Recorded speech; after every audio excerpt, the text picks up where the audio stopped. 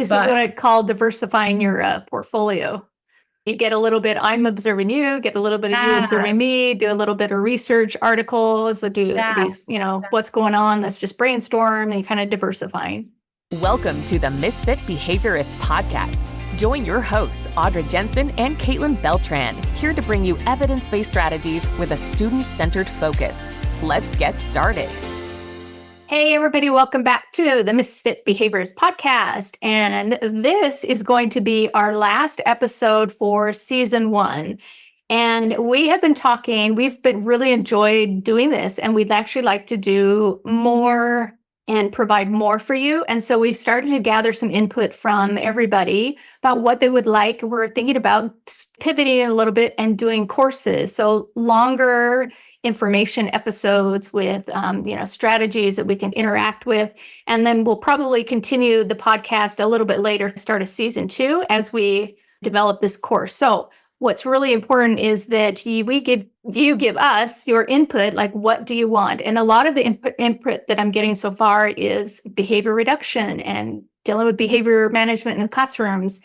And, today I think Caitlin's going to be talking about supervising behavior technicians. And so we're thinking about going a direction of creating something to help you out more. So get into the Facebook group if you're not already there. And we're going to keep that going. I think it's going to be really important to have that, especially at the beginning of the school year, because all of the behaviors decide to come out at the beginning. So if you have questions or you're dealing with things, please go into the Facebook group and let us help you and collaborate and work with you and stuff. And then maybe we can be of assistance with you throughout the year. Yeah, for sure. And I think we can definitely keep sharing resources if we have things created and people are asking for them. Also, as our course gets developed, we'd love to offer, our group members discounts and give away some memberships and things like that. And most importantly, we just want to keep connecting with you guys. Yeah. So we're excited about doing that. We've got a really good response from doing the podcast. I think we're having a fun time doing it. I like Caitlin. So it's really fun that we actually like each other. It'll be easy to pivot to this. And so what are we talking about today? Okay, so I wanted to talk about something that I've been doing a little bit more of lately, or in the past few years, I should say, which is supervising RBTs within my position as a public school-based BCBA. So when I became a BCBA, there was no RBT, back in the day. So it's been really exciting for me seeing people be able to get to do this as like a start in ABA, like put your feet in the water, see if I like it kind of thing. Because I do work with a ton of paraprofessionals or aides or assistant teachers, whatever your district calls them. And it's been really cool seeing when some of them are matched up in an ABA classroom and how that kind of, oh, I like this. I want to know more about this. I want to do more things with this. So I had some tips if you are either an RBT or also a school-based BCBA supervising RBTs within your position, because it could be a lot to manage on top of your regular duties as a BCBA. I'm really excited about this. Not only this doesn't only apply to RBTs and stuff. This is going to be really good information for supervising any sort of para, even supervising, say, student teachers. I've had student teachers. So these are just really good tips that Caitlin has. Good point. It could really, all of this could apply to supervising or, in my district, and I'm sure it's different everywhere. I'm not actually the supervisor of the paraprofessionals, but I work with them in a way that, I'm giving them direction and they kind of have to do it. So it's like that side by side, we're all in this together, but I guess just like little more logistical things for the RBT supervisor relationship. So my first tip for success that I found is just keeping that communication so crystal clear and having that really consistent collaboration. So any kind of effective supervision or working together starts with that really clear communication. So not only establishing the lines of communication, but also asking those people, like, how do you want this communication? So for example, with one of the RBTs I'm setting up a supervision relationship with right now, we may meet for a few minutes before school, whereas another person may want to come by on their lunch break, or maybe one person mostly email for logistical stuff. So just knowing that every person that you're going to work with, mentor, have a working relationship with is different. And of course, if you are within your regular school duties and this is a para, you cannot ask them to come early or leave late. But just how are we going to work this into our already existing schedules in a way that works for both of us? Because you do want to set that consistent communication in a way that's just something that the other person is, okay with. I could easily say, well, I can only do Mondays. That's when I'm in your building. Just don't even try me on the other days. And that would be fair, but I don't really want to do that because I don't want to establish myself as somebody that person doesn't want to come back to, and that I'm not having that kind of open door or that flexibility to have them communicate with me. I think it's really Tuesday through Friday. If it goes poorly, I'm going to have a very bad Monday morning. Everybody for the rest of the school year. And I think that's really important beforehand, setting up that communication, making sure they know beforehand what their expectations are, what the requirements are from the BACB, how they're going to meet their hours. All that stuff should be figured out beforehand, because I've had some people interested in becoming an RBT, and then we lay out kind of what the expectations are going to be, and they're not able to meet those. So we don't even go forward. So having that all beforehand set up, and all that communication and what those expectations are before you even get started. Such a good point. And I know like some people are of the mentality that, okay, if you're interested in becoming an RBT, or if you've just become certified as an RBT, like maybe obviously it's on them and me, right? So I don't want them to feel like it's 100% on them and I'm just there to pop in and out. And I also can't take on 100% of that and expect them to just sort of like sign on the dotted line. That doesn't make sense. So I was just setting up a folder for somebody this week, and I printed out like the actual handbook from the BACB. Obviously she's read, like she's looked through it. She knows where it is, but like just to be on the safe side, just so there's no confusion, I was like, let me just print this out. That way, if we ever have a quick question, we can refer to it. And I kind of even like highlighted a few key things. Don't forget, this is required. This is ideal, but this is required. So especially if it's an RBT you're talking about where you could be audited or they could be audited, you want to make sure, yes, you want to try for best practice, but certain things are non-negotiable as far as meeting times per month or how many percentage of supervision. So just making it that shared accountability I found is helpful. And I told her straight up, I said, this is for both of us, because I don't want to find out a few months down the road that we're doing something wrong. And I'm sure you don't want that either. And like you said, there's been people had a working relationship with an RBT 2 years ago, and she just froze. She did that inactive status and she's something different right now, which is totally fine. But it was great while it was going on. And then now she's just pivoting in a different direction. I think as far as consistency too, I told her that we are going to try for meetings, say every Monday at this time, as far as supervision, because they required at least 2 per month. And I said, that gives us 4. So if you have to miss a day and I have to miss a day, we still have our minimum 2 most likely to fall back on. So maybe just shooting for a little bit above what's required, so that on the third, it's a good tip. Not scrambling. I found that helpful in the past. Yeah, that's an excellent tip.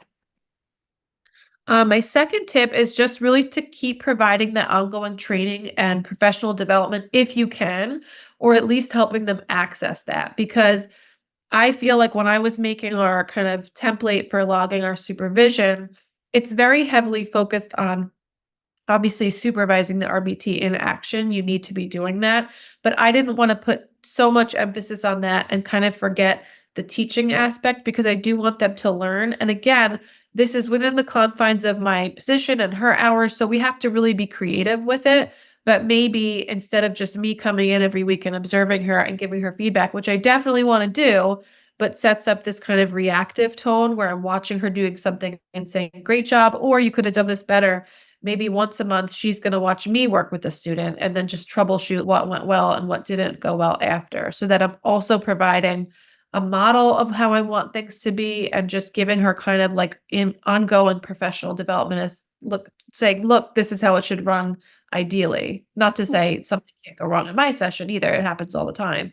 This is what I call diversifying your portfolio. Whoa. Yeah. So, I mean, you get a little bit, I'm observing you, get a little bit of you observing me, do a little bit of research articles, do these, what's going on. Let's just brainstorm and kind of diversifying.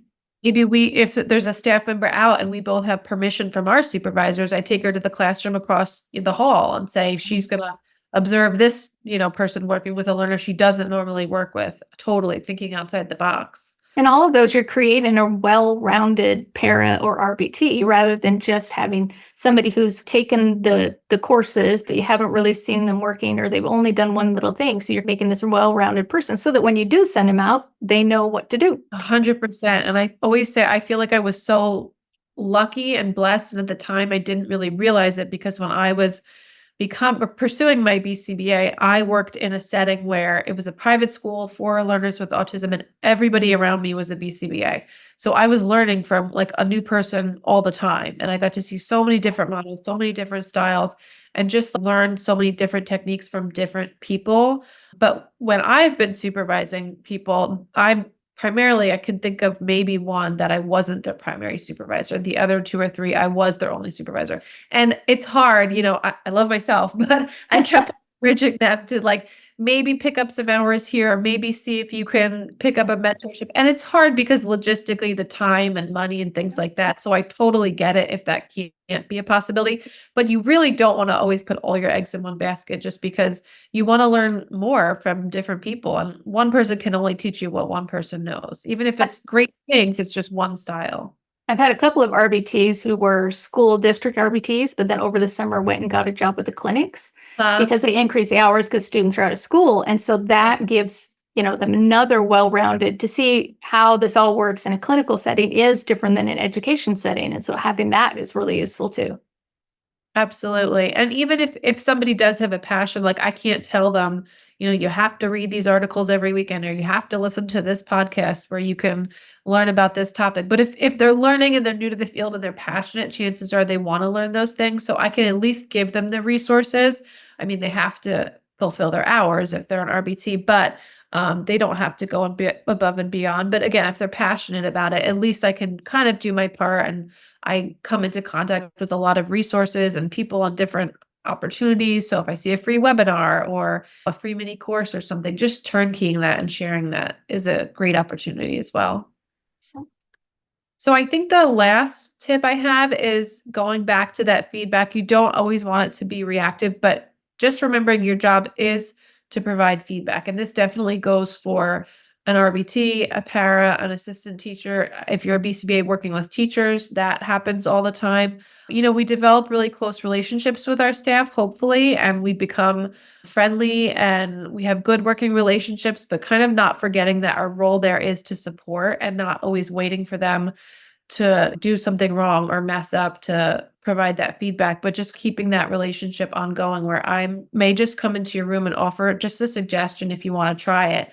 And I'm open to that as well. I try to make that clear to all my teachers, paras, RBT. Please give me feedback as well on how I'm doing this, but also how I'm supervising you. Again, going back to, is the time not working? Is the style? Is the format not working?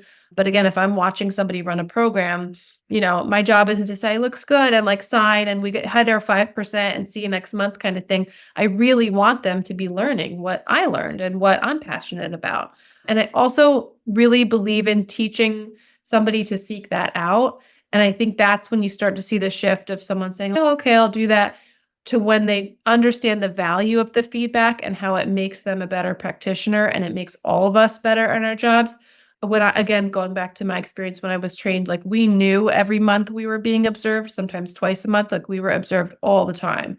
It was written up, it was documented. So switching to public school, I was like, being observed doesn't scare me because it's 2 to 3 times a year. I'm used to it like 2 to 3 times a week. But it really kind of trained you to seek that out because you didn't want 3 weeks to go by and you didn't have a good observation. So if I got one less than stellar observation, I would immediately be like, what do you mean by this? Model that for me. Show me how to do that. And I think you really see a really driven, conscientious employee when they're coming to you and saying, I did this. Would you have done it the same? Or how could I have done this better? This is what happened. And not waiting for that to happen in front of me to ask for that, because it makes both of our lives easier. I think this is a good time also to talk about kind of watching those blurred lines, because we do work so much with these RBTs and paras and stuff that sometimes that dual relationship starts to happen. You become kind of buddies, and I've seen quite a few instances where people get burned from becoming too friendly with somebody they're supporting, and then it becomes problematic. So just be mindful of that. We do get friendly because we're spending so much time together, but be mindful of kind of our ethical standards in maintaining those and avoiding those dual relationships too. Yeah, for sure. I mean, I think it probably was more of an issue when I was younger. Now I'm just like too old to be worried about going out and becoming friends with too many new people at once. I don't have that much room in my life. No, I'm just teasing, but it's certainly a good point, especially working with schools. I mean, I think we had this conversation with families and parents and guardians and things like that. At the end of the day, I mean, it could be my best friend working in the same setting. Like when I'm at work, that child, that client, that classroom is always my number one priority. So I think as long as both parties are always keeping that in line, and that's something too, you could provide someone who's newer to the field. Like, yes, we can talk about it, but I can also say, hey, listen to this episode of this podcast, or hey, read this article about the pros and cons of, good working relationships and how to build them and how to avoid any conflicts, because you want them to be coming from the same knowledge base that you are and how important those things are. Excellent. I think that's it. I feel like the more that we could just create that positive relationship where, again, whether it's an RBT or a para or a teacher feels really valued. And by feedback, I always mean, of course, positive as well. We're constantly trying to highlight the things that we're doing well, and not in a condescending way, like, oh, you did that thing, I told you to do it. But just as a human being, wow, that was really cool. Like they really responded when you tried this strategy. Like I always try to point that out just in passing, even if I see it, so that someone feels really valued and supported. And then also hopefully is more likely to come to you for feedback when they feel like maybe they do need help with an issue. So you mean those good strategies we use with the kids also works on adults? It's the science of behavior. It works anywhere. It's genius. Feel valued, feel supported. We're just so much more likely to do a good job, to try harder, to want to do better, all those good things. Yep.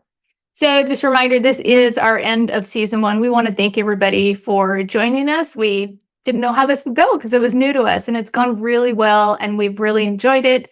So stick around in the Facebook group. If you're not already in there, please go and join us, because we're going to keep all of our updates and progress on what we're doing next. We'll put that in there. And then, like Caitlin said, we're going to continue to share resources and collaborate as the beginning of the school year starts. And so we will see everybody really soon. Yeah, please keep in touch, stay connected in our group. Speaking of, I'm going to share a free template for session notes for RBTs and a supervision log structure. So if you like it, grab it. I'll put it in the group files. But more than that, just keep in touch and let us know. Reach out to us if you need anything. Let's have a good year. Thanks for listening to the Misfit Behaviorists. And be sure to tune in next week for more tips and tricks. Don't forget to subscribe so you don't miss an episode.